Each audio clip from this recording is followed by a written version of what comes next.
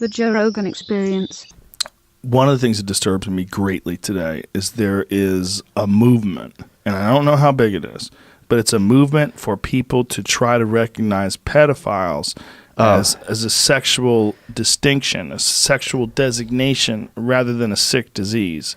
That similar to being trans or being gay, or that some people are just born pedophiles. Well, I think what's important there is it's not just a crime, because a crime can be fixed and treated.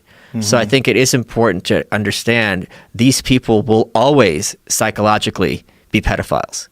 And you're not going to get them to be like straight, homeowners. There's no therapy that's ever been shown that... I think it's like trying to make someone who's gay straight. Is it really that? That's my understanding. If that's the case, then is there an argument that we should be more compassionate with them as long as they don't act on that? But that's the danger, because the other thing, what they don't understand is, from their point of view, those kids are giving consent, which they are, right? The kids saying yes. So they're like, look, maybe. Blah, blah. That's what's scary. We don't even know if they do.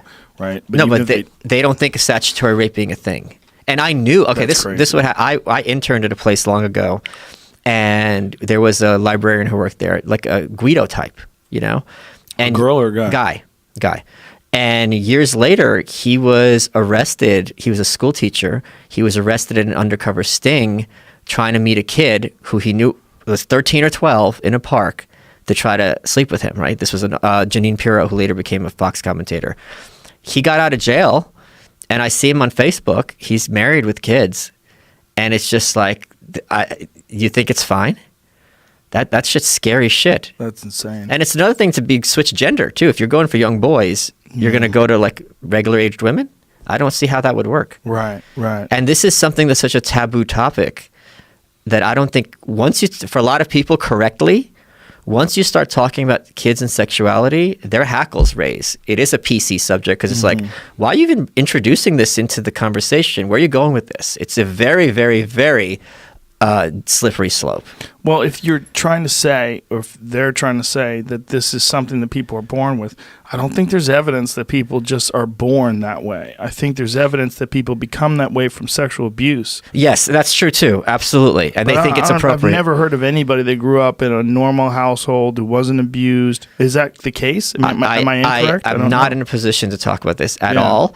I think we have probably a very few cases of pedophiles on the record explaining how they came to this point of view. Right.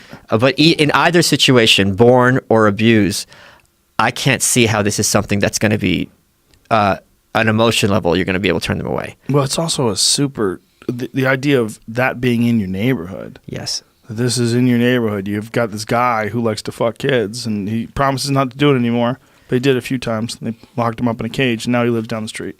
And he locked up in a cage where he was traumatized also, further traumatized. Oh, yeah.